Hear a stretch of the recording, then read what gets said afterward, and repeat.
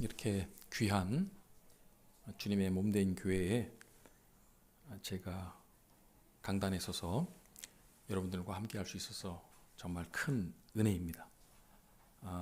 저는 최 목사님께서 말씀하신 대로 카자흐스탄에서 사역하고 있는 한순기 선교사입니다.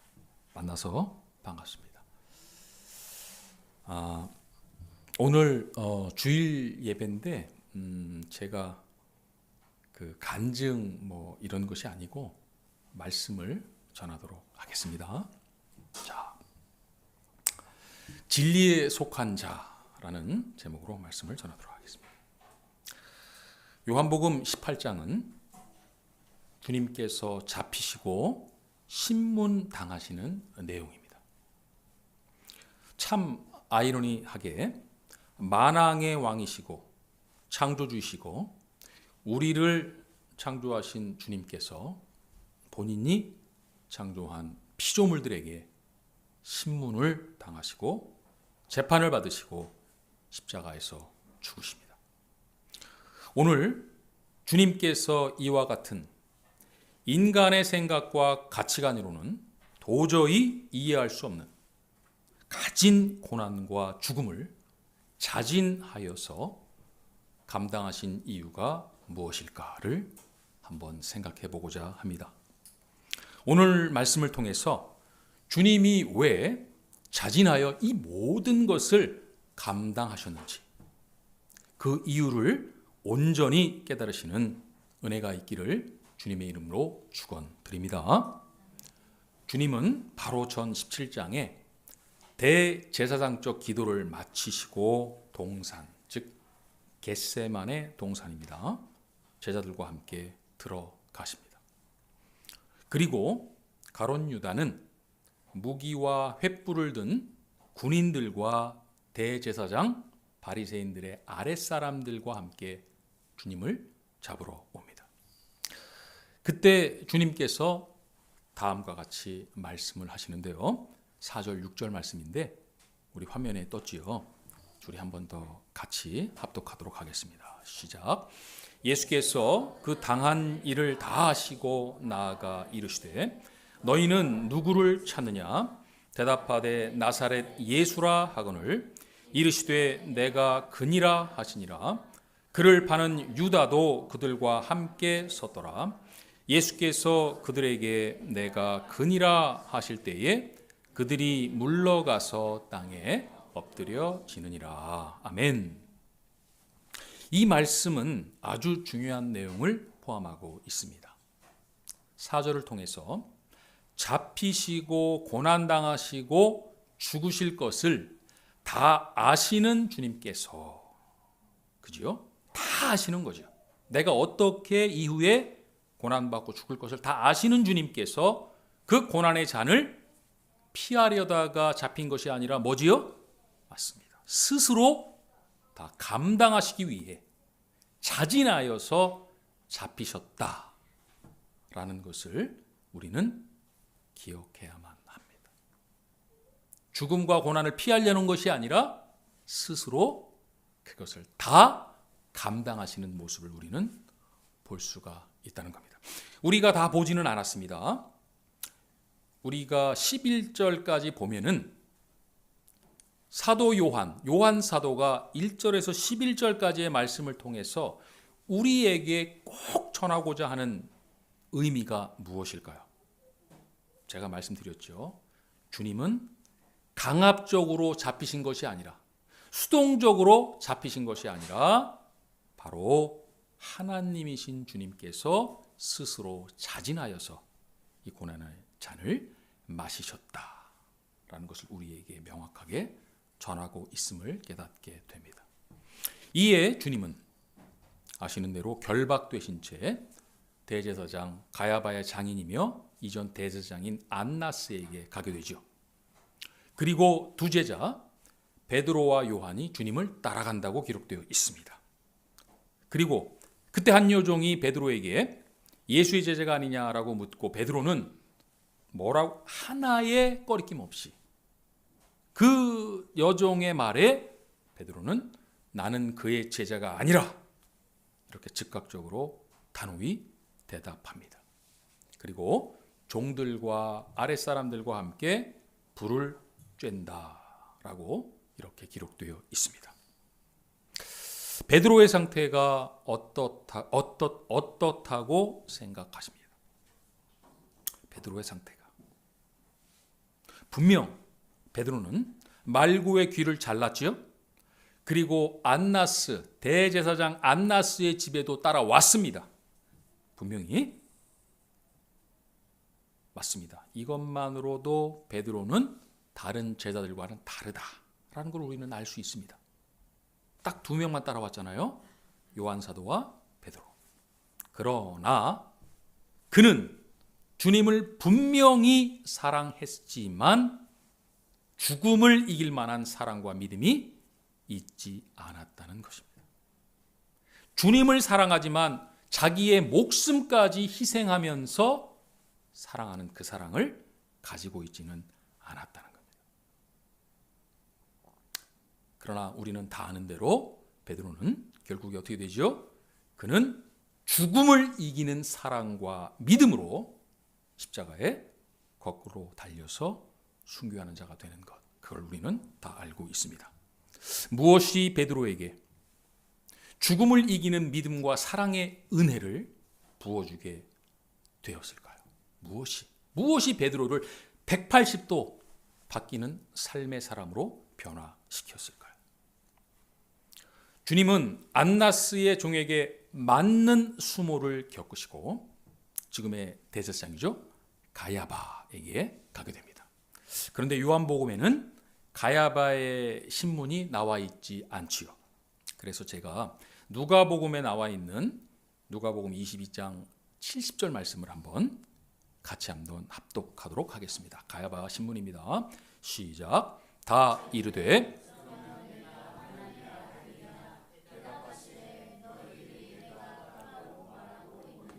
아멘. 자, 가야바는 정말 주님이 하나님이 보내신 메시아 그리스도가 맞는지 궁금해서 물어봤을까요? 정말 주님이 하나님의 아들이고 메시아고 그리스도인지 가야바는 궁금했을까요? 이미 그는 하나님이 보내신 메시아, 그는 뭐다? 다윗과 같은 최고의 권능과 권력을 가지고 로마로부터 자신들을 해방시킬 것이라는 그런 메시아라는 확신과 신념이 이미 가지고 있었다는 겁니다. 벌써 자기는 이 예수는 하나님이 보낸 자가 아니라는 것을 결론을 내리고 물어본 거죠. 왜요? 바로 주님을 신성모독죄로 죄명을 씌워서 죽일 이런 계획을 가지고 질문한 것을 우리는 알아야 돼요. 정말 주님이 하나님의 아들인지 궁금해서 물어본 것이 아니다. 뭐라고요? 벌써 결정을 내려놓고 신성모독죄를 씌우려고 물어본 것이죠. 하지만 주님은 자신을 죽이려는 가야바의 계략을 이미 다 알고 있음에도 분명히 말씀하시죠.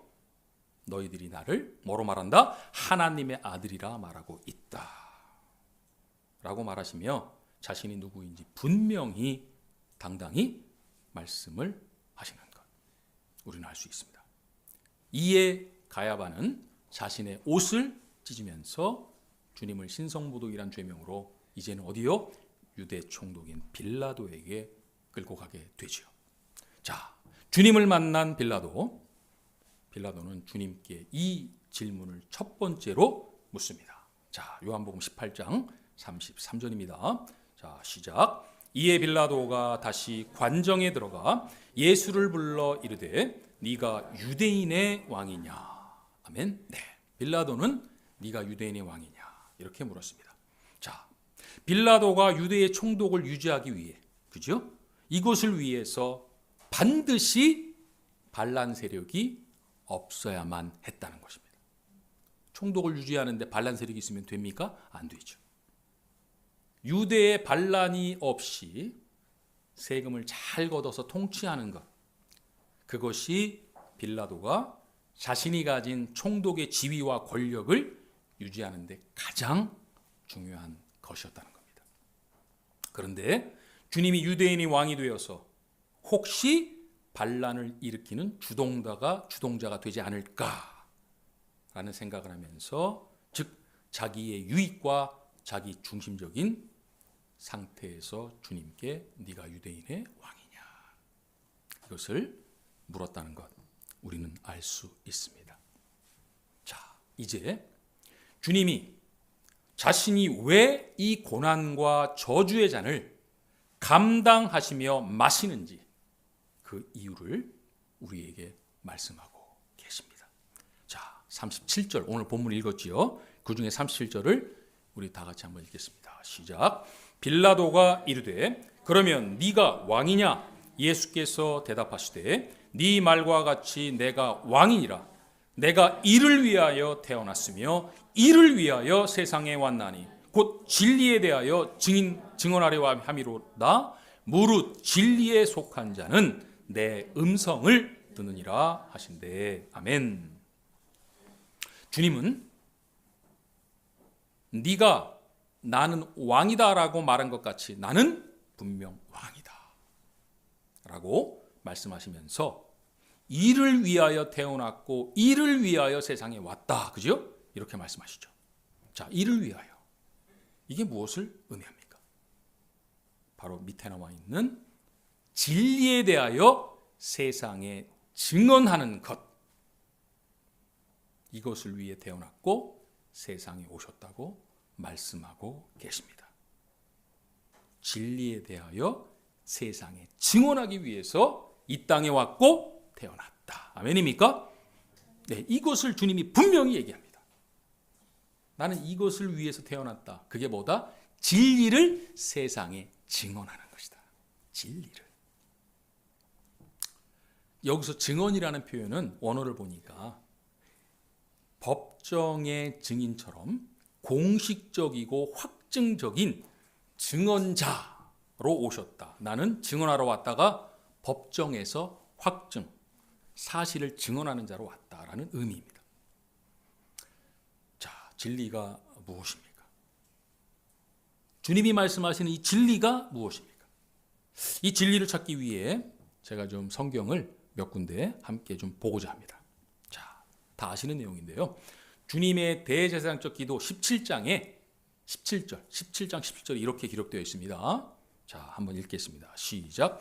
그들을 진리로 거룩하게 하옵소서. 아버지의 말씀은 진리니이다. 아멘. 맞습니다. 우리가 다 아는 대로 하나님의 말씀이 영원하고 절대적이고 변하지 않는 진리임을 믿습니다. 아멘. 네, 하나님의 말씀이 진리이다.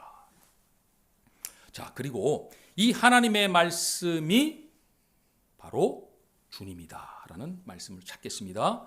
요한복음 14장 6절입니다. 자, 시작. 예수께서 이르시되 내가 곧 길이요 진리요 생명이니 나로 말미암지 않고는 아버지께로 올 자가 없느니라. 아멘. 맞습니다. 바로 주님이 진리이시죠. 그리고 진리이신 하나님의 말씀 또한 주님임을 우리는 알죠. 요한복음 1장 1절이죠. 자, 한번 읽겠습니다. 시작. 태초에 말씀이 계시니라. 이 말씀이 하나님과 함께 계셨으니 이 말씀은 곧 하나님이시니라. 아멘. 맞습니다. 주님이 바로 하나님의 말씀이며 진리임을 고백합니다. 아멘. 하나님이시며 하나님의 말씀이시며 진리이신 주님을 여러분들은 한마디로 정의하신다면 이 주님을 어떤 분이라고 말할 수 있으십니까? 자, 예수 그리스도 주님, 하나님의 말씀이시고 진리이신 이 주님을 무엇이라 한마디로 정의할 수 있겠습니까? 먼저 주님은 37절 마지막 구절이죠. 37절에 보면은 진리에 속한 자는 진리이신 주님의 음성을 듣는다. 그죠? 진리에 속한 자는 내 음성, 주님의 음성을 듣는다. 라고 말씀하시죠. 진리에 속한 자, 오늘의 주제지요. 주님의 음성을 듣는 자, 같은 말입니다. 자, 진리에 속한 자, 주님의 음성을 듣는 자는 도대체 어떤 자들입니까? 자, 요한복음 10장 27절을 보면서 우리가 이 핵심 의미를 따라가겠습니다. 자, 10장 27절 시작. 내 양은 내 음성을 들으며 나는 그들을 알며 그들은 나를 따르느니라. 아멘. 네, 선한 목자의 말씀입니다. 자, 진리에 속한 자는 바로 누굽니까? 주님의 선택받은 그분의 양이다. 맞죠? 주님의 양이 바로 진리에 속한 자라는 겁니다. 주님이 택한 주님의 양, 그게 진리에 속한 자입니다. 그리고 주님은 그 주님의 양을 압니까? 안다. 그리고 그 양은 주님을 따른다 라고 말씀하십니다. 주님은 그 양을 알고 그 양은 주님을 따른다. 주님의 양으로 주님이 우리를 알고 우리가 주님을 알고 따르면은 주님은 우리에게 무엇을 하시겠다고 약속을 하십니까? 바로 요한복음 10장 14절 15절 말씀에 나와 있습니다. 자, 한번 보겠습니다. 시작. 나는 선한 목자라. 나는 내 양을 알고 양도 나를 아는 것이 아버지께서 나를 아시고 내가 아버지를 아는 것 같으니 나는 양을 위하여 목숨을 버리노라. 아멘. 제가 아까 질문 드렸죠. 주님의 양으로 주님이 우리를 알고 우리가 주님을 알고 따르면 주님이 우리에게 약속한 게 뭐지요? 바로 15절에 나는 양을 위하여 목숨을 버리노라. 아멘입니까? 이것을 주님의 양에게 주님이 약속하셨다는 겁니다. 나는 나의 양을 위해서 반드시 죽을 것이라. 주님이 그분의 양을 알고 그 양이 주님을 알기에 주님은 자신의 양을 위하여 목숨을 버리신다라고 말씀하십니다. 서로 아는 것이 무엇을 의미하기에 주님은 주님의 양을 위해 자신의 양을 위해 죽으신다는 겁니까? 서로 안다. 너도 알고 나도 알고. 그게 무엇을 의미하는가? 주님이 나를 안다 라는 것의 의미가 무엇이냐면 주님은 너의 가장 아픈 곳을 알고 있다라는 의미입니다. 제가 누구를 압니다. 그냥 이름 알고 주소 알고 이 정도로 제가 그 사람을 안다? 우리 세상에서는 그걸 안다고 말할 수 있지만 성경에서 말하는 하나님이 저를 안다? 제가 하나님을 안다? 그 아는 느낌은 그게 아닙니다. 제가 가진 가장 아픈 곳을 알고 계신다. 그게 바로 내가 너를 안다라는 의미입니다. 그러면 우리 인간에게 가장 아픈 것 무엇입니까? 가장 아픈 것. 가장 회복하고 싶은 것. 정말 이것을 떨쳐버리고 새롭게 만들고 싶은 것. 가장 아프고 회복 싶은 것 무엇입니까? 세상 그걸 뭐라고 말하죠? 돈, 명예, 권력이라 말합니다. 인간에게 가장 필요하고 가장 회복되고 소유하고 싶은 그 욕망, 그것이 바로 돈, 명예, 권력이라고 말하는데 하나님은 이렇게 말씀하십니다. 나와 영원히 함께 거하는 것. 이것이 바로 하나님이 우리를 창조하신 이유이고 독생자를 내어주신 이유임을 단 한순간도 잊지 않기를 소원드립니다. 하나님이 우리에게 가장 원하는 게 무엇이라고요? 하나님이 우리와 함께하는 것. 우리 또한 우리의 가장 큰 소원이 뭐라고요? 하나님과 함께하는 것입니다. 바로 주님은 우리의 죄를 대속함으로 하나님과 깨어진 관계를 온전히 회복하기 위해 목숨을 버리시는 것. 이것을 바로 말씀하고 계신 겁니다. 왜 목숨을 버리신다? 내가 목숨을 버림으로 내 양과 나의 관계를 회복하는 것이죠. 누구를 위해서입니까? 말씀하셨습니다. 바로 자신의 양을 위하여, 자신의 음성을 듣는 자를 위하여, 진리에 속한 자를 위하여, 자신을 따르는 자를 위하여 목숨을 버리신다라고 말씀하십니다. 하나님의 아들이 자신의 유익이 아니라 하나님과 자신의 양을 위해서 죽으셨다. 이것이 바로 하나님이시고 말씀이시고 주님이시고 진리임을 고백합니다. 하나님의 아들이 벌레만도 못한 우리들을 위해 죽으셨다. 바로 이게 진리입니다. 진리가 너를 자유케 하리라.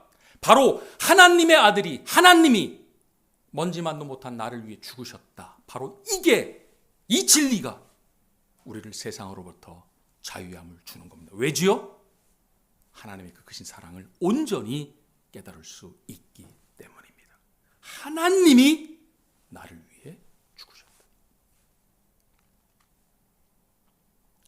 바로 이것을 세상에 증언하시기 위해 태어나셨고 세상에 오셨다라고 주님은 말씀하고 계신 겁니다. 하나님이 나를 위해 죽으셨다. 하나님의 사랑, 우리를 위해 자신의 모든 것을 내어주신 하나님의 사랑이 바로 진리이며 하나님의 말씀이시며 바로 주님임을 고백합니다. 자, 주님은 하나님 아버지와 오직 우리를 위해 이 진리를 죽음으로 증언하시고 이미 확증하셨지요.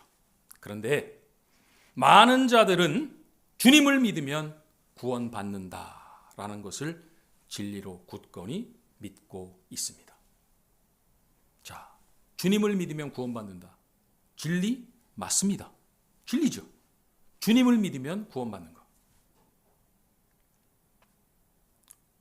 그런데 이 진리에는 주님이 나를 위해 무엇을 하셨는지가 빠져 있다는 겁니다. 왜냐하면 구원을 받기 위해 주님을 믿는다면,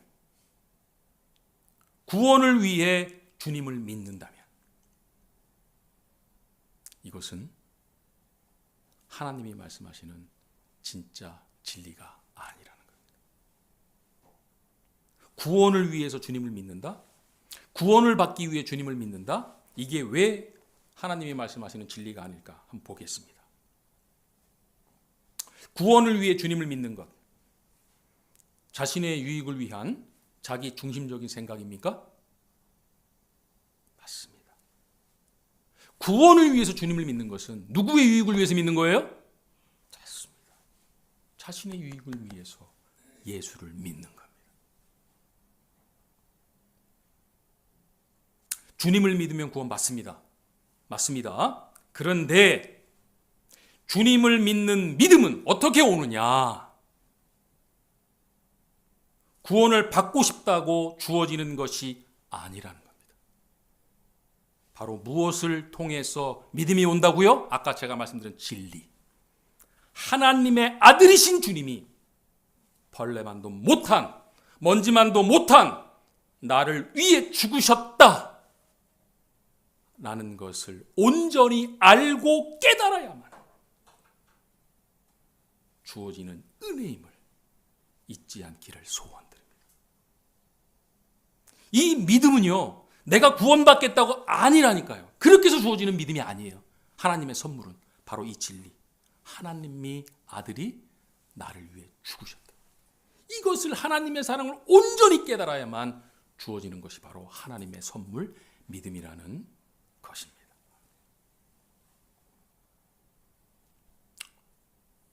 왜 하나님의 아들이 나를 위해 죽으셨다? 이게 진리이고 하나님의 말씀이며 주님이신지 이제 우리는 깨닫게 됩니다. 그래서 요한복음에 나와 있는 모든 말씀이 이 진리를 가지고 다 해석이 되기 시작합니다. 요한복음 17장 3절에 영생은 유일하신 참 하나님과 그가 보낸 예수 그리스도로 아는 것이다. 그렇게 기록되어 있죠? 아는 것. 무엇을 한다는 겁니까? 바로 하나님이 나를 위해 죽으셨다는 것. 이거를 알면 믿음이 우리에게 주어지고 그 믿음을 통해 영원한 생명이 주어진다는 것을 우리는 깨닫게 됩니다. 여러분들은 진리에 속한 자입니까? 진리에 속한 자는 오늘의 말씀처럼 다음의 삶을 살아갑니다. 무릇 진리에 속한 자는 뭐라고요? 내 음성을 듣느니라. 아멘. 네, 분명히 말씀하셨습니다. 네가 진리에 속했다면 나의 음성을 들을 것이라. 나를 위해 죽으신 주님을 만나고 아는 자는 반드시 주님의 음성을 듣고 그분의 뜻에 따르는 삶을 살아감을 믿습니다. 아멘. 자, 진리에 속한 자가 주님의 음성을 듣는 자, 듣는다. 주님의 음성을 듣는다라는 진정한 의미가 무엇인지 한번 보도록 하겠습니다. 자, 주님의 음성을 듣는다. 이게 무엇입니까? 바로 갈라디아서 2장 20절 말씀입니다. 사도 바울이 말한 진짜 복음은 이거 하나밖에 없다는 그 말씀인데요. 우리 한번 읽겠습니다. 시작.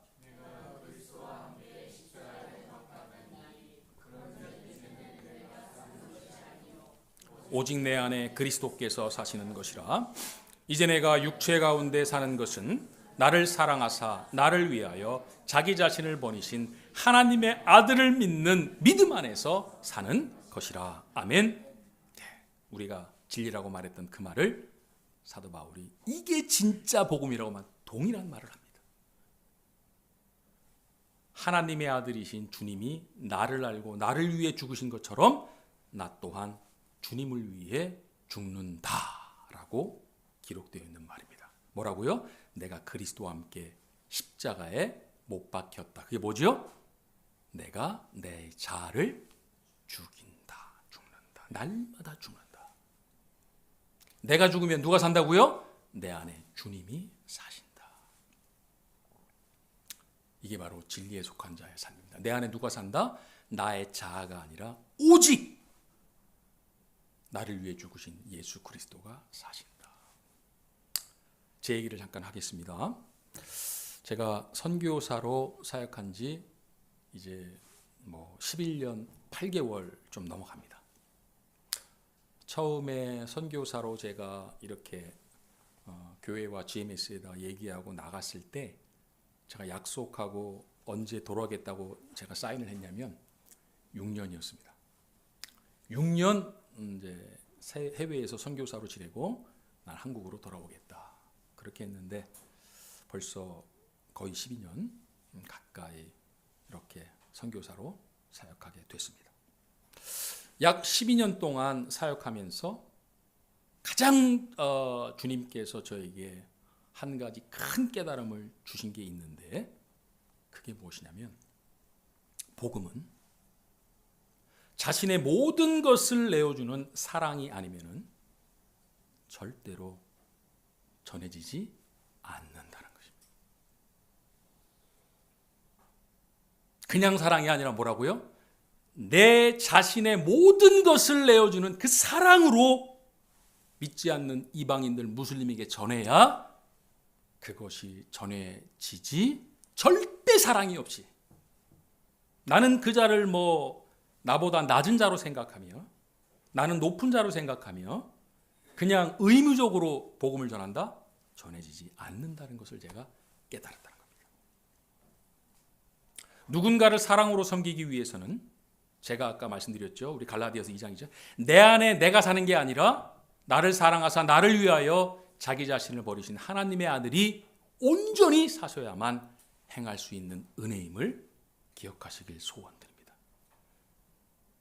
내 모든 것을 내어주는 사랑은 절대로 자기의 자아가 할 수가 없는 것입니다.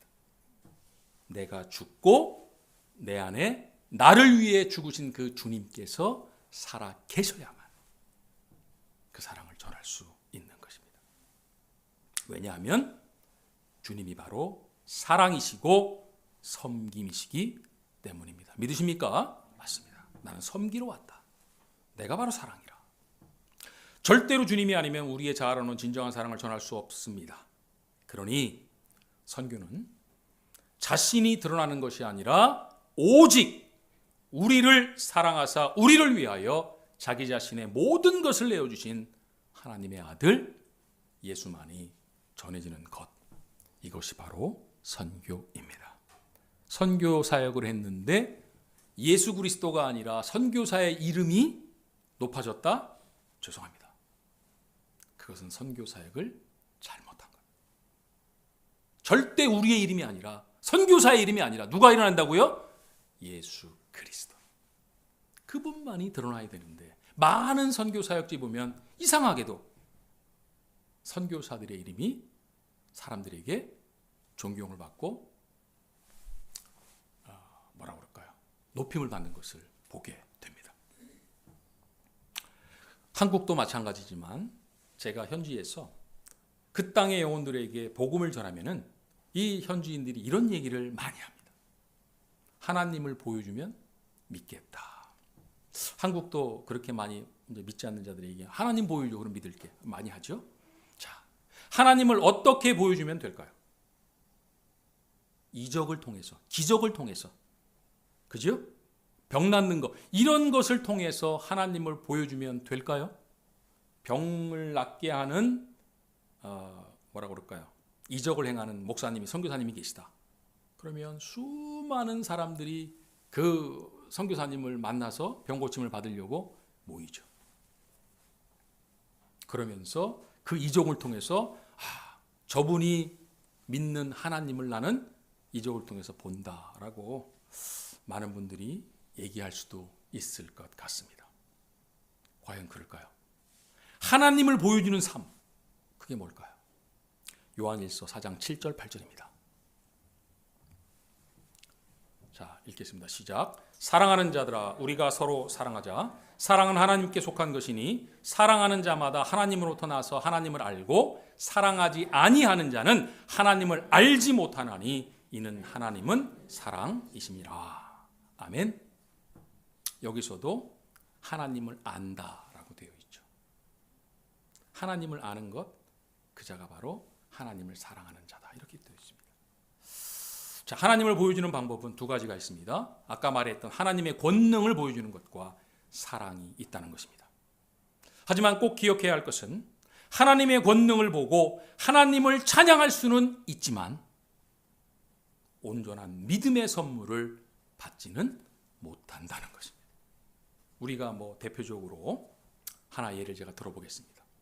요한복음 21장에 보면 베드로가 주님이 말씀하시는 네가 나를 사랑하느냐는 3번 묻는 그 본문이 나오죠. 네가 나를 사랑하느냐. 주님은 처음과 두 번째 아가페오 사랑을 묻지요. 아가페오 사랑은 네가 희생하는 사랑으로 나를 사랑하느냐. 희생의 사랑. 주님이 우리를 위해 희생하신 것처럼 그 사랑으로 네가 나를 사랑하느냐 묻습니다. 그리고 세 번째 주님은 우정의 사랑, 바로 필레오 사랑으로 베드로에게 묻습니다. 첫 번째, 두 번째는 아가페오, 세 번째는 필레오 사랑을 묻습니다. 그런데 베드로는 처음부터 끝까지 첫 번째, 두 번째, 세 번째 전부 사랑한다, 넌 주님을 사랑합니다라고 얘기를 합니다. 대답을 합니다. 근데 어떤 사랑일까요? 아가페오, 필레오, 전부 우정으로 저는 주님을 사랑합니다라는 필레오로 대답을 합니다. 나는 주님을 위해서 사랑하지만 내 목숨을 내놓을 수 있다 없다? 없다. 그렇게 베드로가 고백을 합니다. 그런데 잘 보세요.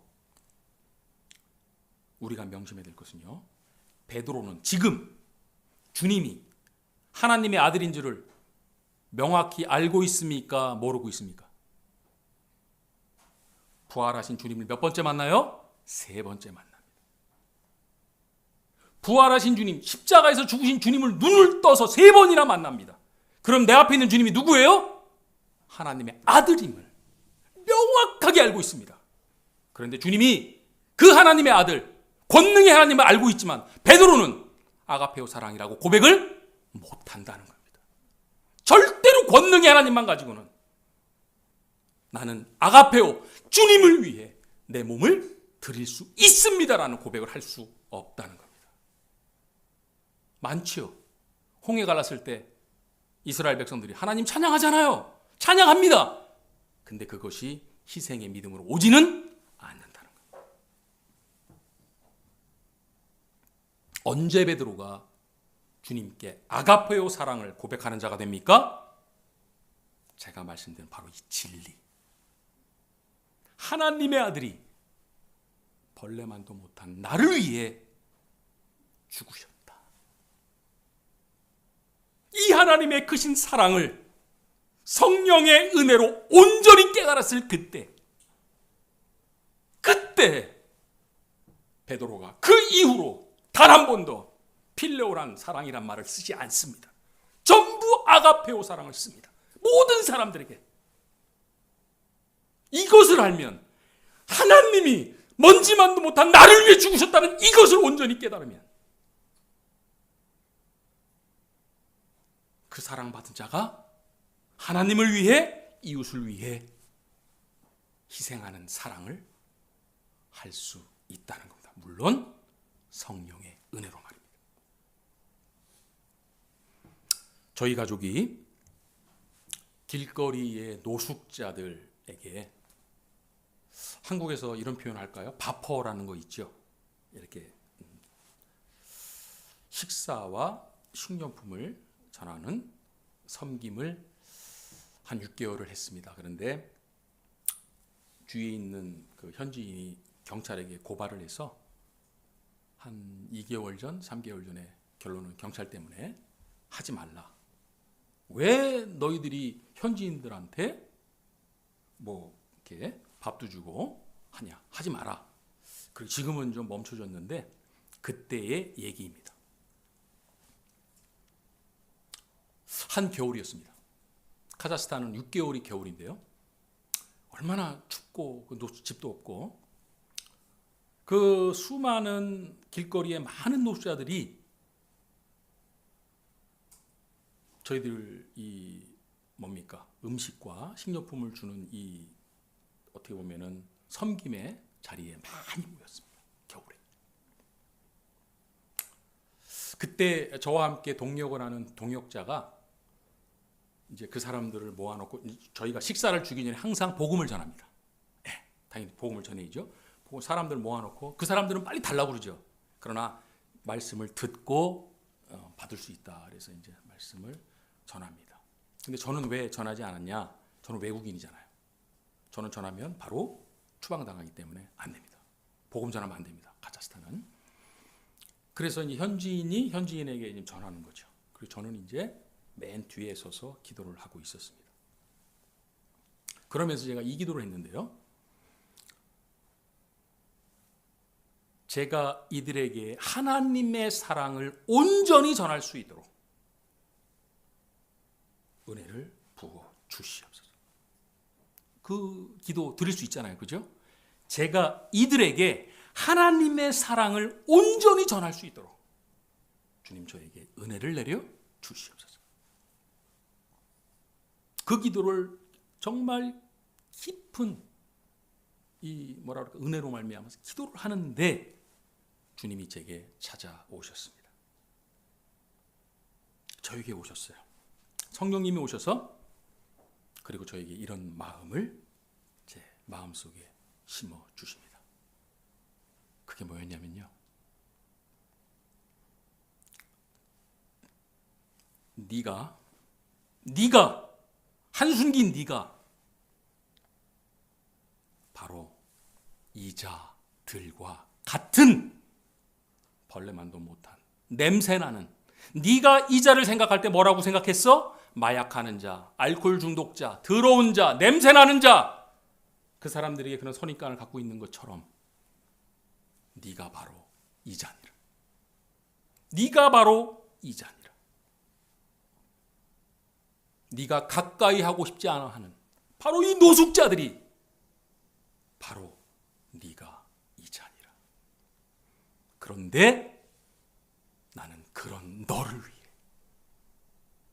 너 벌레만도 못한 네가 그렇게 가까이 오지 않고 싫어하는 그 자들, 바로 너를 위해 십자가에서 모든 것을 다 감당했다. 바로 너를 위해. 제가 하나님의 사랑을 전하고 싶었죠. 하나님의 사랑을 온전히 전하고 싶었죠. 뭐가 필요하다는 겁니까? 주님이 저에게 말씀하셨어요. 네가 어떤 존재인지 기억하라는 거예요. 네가. 너는 지금 복음 전하고 식품 전하고 식료품 전하고 도와주는 사람? 아니. 너는 내가 봤을 때 아무런 소망 없는 애굽에서 노예, 종이었던, 아무런 소망 없이 죽음을 기다리는 너도 똑같은 그런 존재였다는 것을 잊지 말라. 제가 하나님의 사랑을 전하고자 하니까 주님이 저에게 주신 메시지예요. 그리고 두 번째가 뭐죠? 너는 그런 존재인데 나는 그런 너를 십자가에서 물과 피를 쏟으며 너를 두 팔로 안고 내가 너를 자녀로 선택했다는 거예요. 이 두 가지를 깨닫게 해주시는 거예요. 누군가를 진정으로 사랑하고 하나님의 사랑을 전하려면 두 가지가 꼭 필요하다는 겁니다. 내가 어떤 존재인지, 벌레만도 못한 존재, 아무런 소망이 없는. 두 번째, 그런 나를 사랑의 하나님께서 나를 위해 독생자 하나님의 아들을 내어주셨다는 그 하나님의 은혜. 그 두 가지가 온전히 깨닫고 믿어져야만 하나님의 사랑을 온전히 전할 수 있는 자가 된다는 겁니다. 내가 지식이 많다? 아니에요. 내가 어떤 존재인지, 그런 나를 위해 모든 것을 내어주신 하나님. 얼마나 제가 눈물로 회개했는지 모릅니다. 제가 이런 기도를 하면서도 제 마음속에 어땠다고요? 마약 중독자들이에요. 알코올 중독자들이에요. 걸음도 못 걸어요. 냄새가 말도 못합니다. 그리고 줄도 안 서고 서로 싸우고. 그들의 마음속에 제가 어떤 마음이 들었었어요? 저들 정말 감당할 수 없는 자구나. 그 마음을 주님이 정확히 하시고 너는 더 냄새났던 그런 자임을 잊지 말라.